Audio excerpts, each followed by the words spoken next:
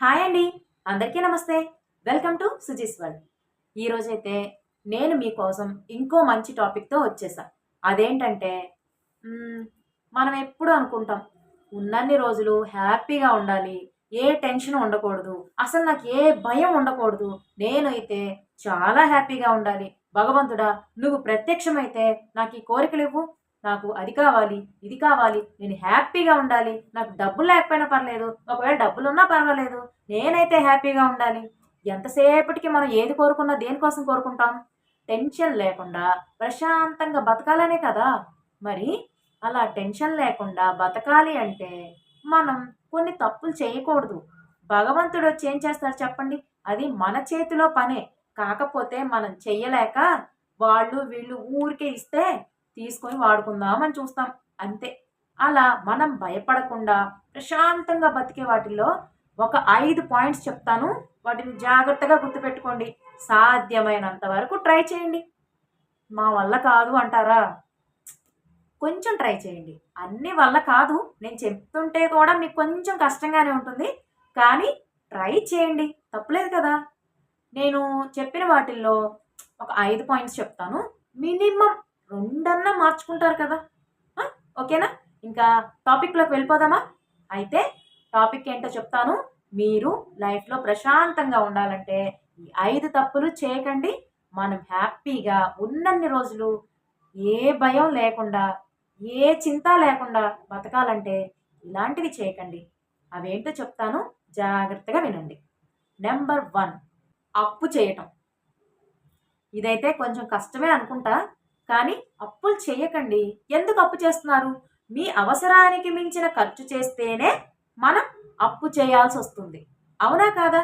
నీకున్న దాంట్లో నువ్వే సర్దుకుంటూ పోతే అసలు అప్పు చేయాల్సిన అవసరం ఏంటి?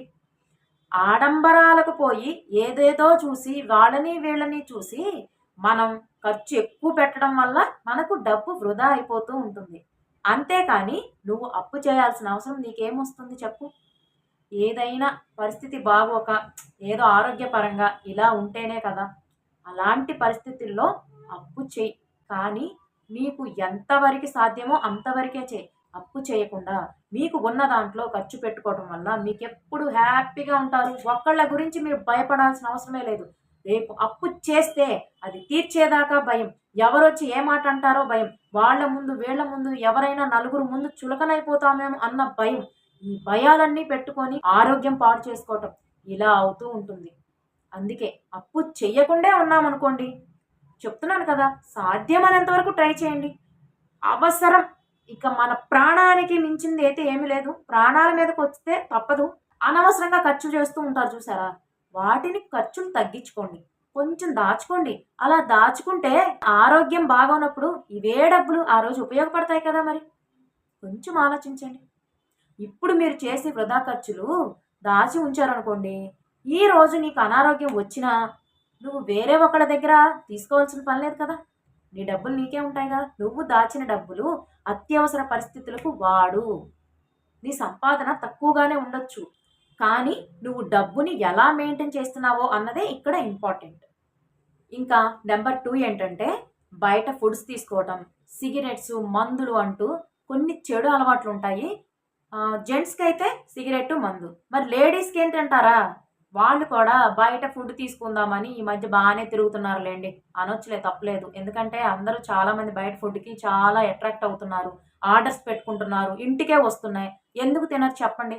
ఫోన్ ఉంది. మనం చేతిలో ఉన్న మొబైల్‌తో ఏవైనా ఆర్డర్ పెట్టుకోవచ్చు. ఏవైనా ఇంటికొచ్చేస్తాయి. ఏది పడితే అది తింటున్నాం. ఆరోగ్యం పాడు చేసుకుంటున్నాం. మరి ఇలాంటి చెడు అలవాట్లకు దూరంగా ఉండాలి. ఇలాంటి వాటి వల్ల మీ ఆరోగ్యం దెబ్బతింటుంది. చుట్టూ ఉండే అట్మాస్ఫియర్ అంతా చాలా నెగెటివ్ అయిపోతుంది. అసలు ఆరోగ్యం లేకపోతే ఇంక దేనికి మనం బతికి? మనం డబ్బులున్నా కానీ ఉపయోగం ఏంటి చెప్పండి? ఆరోగ్యం లేకపోతే డబ్బు సమస్యొస్తుంది. అప్పుల సమస్యొస్తుంది. ఉన్న వాళ్ళకి బాధ, ఆరోగ్యం దెబ్బతిన్న వాళ్ళకి బాధ, సేవలు చెయ్యలేక ఒక బాధ, చేసేవాళ్ళు దెప్పుతున్నారని ఒక బాధ, సేవలు చేయించుకోలేక ఒక బాధ. అసలు ఇవన్నీ ఎందుకు చెప్పండి? ముందు మన ఆరోగ్యం మన చేతిలోనే ఉంది. సాధ్యమైనంత వరకు ఆరోగ్యంగా ఉందాం. ఇలాంటివి తగ్గించుకుందాం. దేవుడు పొరపాటునిచ్చిన జబ్బులకి మనమేం చేయలేం కానీ, మన చేతులతో మనం చేసుకునే జబ్బులుంటాయి కదా కొన్ని. అదేనండి ఇలాంటి చెడు అలవాట్లు చేసుకొని మనంతట మనమే అన్నీ తినేసి అవి చేసి ఇవి చేసి అన్నీ తెలిసి తెలిసి తెలిసి కూడా బురదలో పడుతూ ఉంటాం కదా. ఇలాంటి అలవాట్లన్నీ తగ్గించుకున్నాం అనుకో, మనం కూడా ఆరోగ్యంగా ఉండొచ్చు. దేవుడు చేసేదానికి మనం ఏం చేయలేం కానీ మన చేతుల్లో ఉన్నంత వరకు మన ఆరోగ్యాన్ని మనం కాపాడుకుందాం. ఆరోగ్యాన్ని కాపాడుకోవటం వల్ల మనం చాలా ప్రశాంతంగా ఉంటాం. దేనికి భయపడాల్సిన అవసరం లేదు. మనం ఏ పరిస్థితుల్లో ఉన్నా కానీ చాలా స్ట్రాంగ్‌గా ఉంటాం కాబట్టి ఎప్పుడు హ్యాపీగానే ఉంటాం. దేనికి భయపడాల్సిన అవసరం లేదు. కష్టాలను ఎదుర్కొనే శక్తి ముందు మనకుండాలి కదా.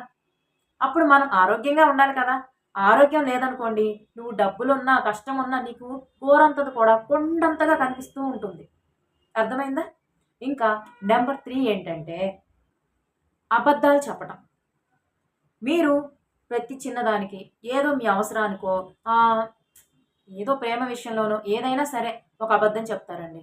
ఇప్పుడు ఆ అబద్ధాన్ని కవర్ చేసుకోవడానికి 100 అబద్ధాలాడాలో, 1000 అబద్ధాలాడాలో, లేదా లైఫ్ లాంగ్ ఆ అబద్ధంతోనే బతకాలో చెప్పలేం కదా.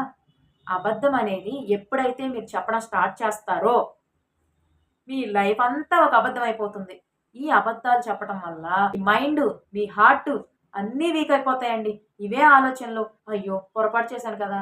అటు ఇటుగా కొంచెం మంచి, కొంచెం చెడు లక్షణాలు ఉన్నవాళ్ళైతే చచ్చిపోతారండి నలిగిపోయి. ఏం చెప్పాలో అర్థం కాదు పాపం వాళ్ళకి. ఏం చేయాలో తెలీదు. ఇలాంటి పరిస్థితి వాళ్ళని నలిపేస్తూ ఉంటుంది. లైఫ్ లాంగ్ బాధపడుతూనే ఉంటారు. ఈ అబద్ధం బయటపడితే ఏమవుతుందో అన్న టెన్షన్‌తో ఇంకా 4 అబద్ధాలు చెప్పి, ఈ 4 అబద్ధాలు ఇంకెప్పుడు బయటపడతాయో అని చెప్పి లైఫ్ లాంగ్ వీళ్ళు భయపడుతూనే ఉంటారు. ఇంకా మీరు ధైర్యంగా ఉండేది ఎప్పుడు? హ్యాపీగా ఉండేది ఎప్పుడు? చెప్పండి. అప్పుడు మీకు ఆరోగ్యం ఉన్నా, డబ్బులు ఉన్నా సంతోషం ఉండదు. అవునా? సరే. ఇంకా నంబర్ 4 పాయింట్ ఏంటంటే మోసం చేయకండి. మీరు ఎవ్వరిని మోసం చేయొద్దండి. అలాగే మీరు కూడా ఒకళ్ళ చేతిలో మోసపోవద్దు. చాలా జాగ్రత్తగా ఉండండి. ఎదుటి వ్యక్తి ఎలాంటి వాడు అని ఆలోచించి, తర్వాత వాళ్ళతో ఏదైనా మీరు మాట్లాడటం కానీ, మీరేదైనా బిజినెస్ పరంగా వాళ్ళతో కలిసి వర్క్ చేయాలనుకున్నా కానీ, చాలా ఆలోచించి నిర్ణయం తీసుకోండి. ఎందుకంటే, మీరు తొందరపడి నిర్ణయం తీసుకోవటం వల్ల, రేపు మీరు ఎటువంటి నష్టపోయినా సరే మిమ్మల్ని ఎవ్వరు పైకి తీసుకురాలేరు. మిమ్మల్ని ఎవ్వరు ఆదుకోలేరు. మీకు మీరే తోడు. మోసపోకండి. మోసం చెయ్యకండి. మీరు ఎవ్వరిని మోసం చేయొద్దు. ఒకసారి మీరు మోసం చేసిన తర్వాత, ఈ చేసిన టైంలో బాగానే ఉంటుంది. కానీ కొన్ని రోజులు గడిచిన తర్వాత, ఆ మోసం అనేది మీకు ఏదో ఒక రూపంలో మీకు ఏ చెడు జరిగినా కానీ, నేనప్పుడు అలా మోసం చేశా. అందుకే నాకిలా జరుగుతుందేమో. అప్పుడు ఇలా చేశా. అందుకే నాకిప్పుడు ఇలా జరుగుతుందేమో అని అవసరం లేని దానికి, అయిన దానికి మీకిదే థాటొస్తుంది. సరైన నిద్ర కూడా ఉండదండి. చేసేటప్పుడు బానే ఉంటుంది కానీ, తర్వాత దూల తీరిపోతుందండి. ఇదైతే పర్ఫెక్ట్ అండి. నిజంగా చెప్తున్నాను. నమ్మండి. ఇది ఈ టైంలో మీకు అర్థం కాకపోవచ్చు. మీరు ఎవరినైనా మోసం చేసి ఉంటే మాత్రం, ఇప్పుడు మీరు బాధపడేవాళ్ళు, మీరు చూసే వాళ్ళలో ఎంతమందున్నారో నాకు తెలీదు కానీ, నేను చెప్పేదైతే వాస్తవం అండి. మోసాలు జరుగుతూనే ఉన్నాయి. ప్రతి ఒక్కరు చేస్తూనే ఉన్నారు. మంచివాళ్ళు ఎవరు లేరులెండి. నేనేం చెప్పను అలా అని. మోసం చేసే వాళ్ళే ఎక్కువ మందున్నారు. మోసపోయే వాళ్ళు కూడా ఎక్కువ మందే ఉన్నారు. ఇంక ఎలాగండి ఈ సమాజం?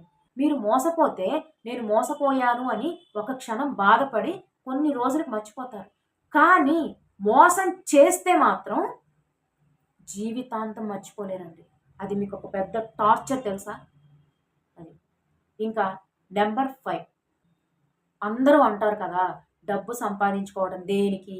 కట్టుకొని పోతామా? ఏమైనా తీసుకుపోతావా? ఏం చేసుకుంటావు డబ్బు అని? మనం ఏం తీసుకుపోతామని కాదు. మనం ఏం ఇచ్చిపోయామన్నది ఇక్కడ ఇంపార్టెంట్. నీ కుటుంబానికి నువ్వు ఏ ధైర్యం ఇచ్చావు? నీ కుటుంబానికి నువ్వు ఏదైతే ధైర్యాన్ని ఇస్తున్నావో, అది నువ్వు చచ్చే రోజు కూడా చాలా గర్వంగా నువ్వు పైకి వెళ్ళటానికి నీ మనసు అంగీకరిస్తుంది. అందుకే డబ్బు అవసరం. కుటుంబానికి భయం లేకుండా వాళ్లకు ధైర్యాన్నివ్వండి. కొంత డబ్బు సమకూర్చండి. ఎక్కువ ఖర్చు చేయకండి. అర్థమైందా నేను చెప్పిందేంటో? చాలా వరకు డబ్బు అనేది చాలా ఇంపార్టెంట్ అండి. ఏం చేసుకుంటావు? వీడికేం పని లేదు. ఎప్పుడు చూసినా డబ్బు అంటాడు. ఇలాంటి మాటలు పట్టించుకోకండి. డబ్బు లైఫ్‌లో ఒక భాగమేనండి. అలా అని మిగతా సంతోషాలన్నీ పక్కన పెట్టి డబ్బుతోనే బతకమని చెప్పను. కానీ డబ్బు కూడా ఒక భాగం. మన హ్యాపీనెస్‌లో డబ్బు పాత్ర ఉంటుంది. డబ్బుంటేనే ఇవన్నీ వస్తాయి. మీ కష్టం ఎప్పటికీ వృధా పోదు. డబ్బులు అవే వస్తాయి. కానీ ఆ డబ్బు సంపాదనే మెయిన్ ప్రాసెస్ కాదు. అన్నీ అనుభవించాలి. ఇదేనండి నా టాపిక్ అయితే. ఈ 5 భయాలు మీకు లేకుండా లైఫ్‌లో చాలా హ్యాపీగా ఉండాలి అంటే, ఈ భయాలన్నీ పోగొట్టుకునే ప్రయత్నం చేయండి. నా మాటల వల్ల కొంచెం మీలో ఎవరో ఒకరు మారతారేమో. ఏదో ఒక కొంత మార్పు మీరు ఖర్చు చేసేటప్పుడు కానీ, కొంచెం నా మాటలు గుర్తొస్తే కొంచెం వెనకడుగు వేస్తారుగా. రూ. 2 ఖర్చు పెట్టే దగ్గర రూ. 1 ఖర్చు పెడతారేమో అన్న ఆశతో చెప్పాను. ఇదేనండి నా ఉద్దేశం. అంతే. నా వీడియో గనక మీకు నచ్చినట్లయితే, మీకు ఏ పాయింట్ నచ్చిందో, మీరు ఏం మార్చుకోవాలి అనుకుంటున్నారో నాకు కామెంట్ సెక్షన్‌లో చెప్పండి. అలాగే ఈ వీడియోని లైక్ చేయండి. మీరు లైక్ చేయటం ద్వారా ఈ వీడియో వేరే వాళ్ళకి కూడా షేర్ అవుతుంది. వేరే వాళ్ళ లైఫ్ మీరు కూడా మార్చిన వాళ్ళవుతారు నాతో పాటు. ఓకేనా? థాంక్స్ ఫర్ వాచింగ్ అండి. బాయ్.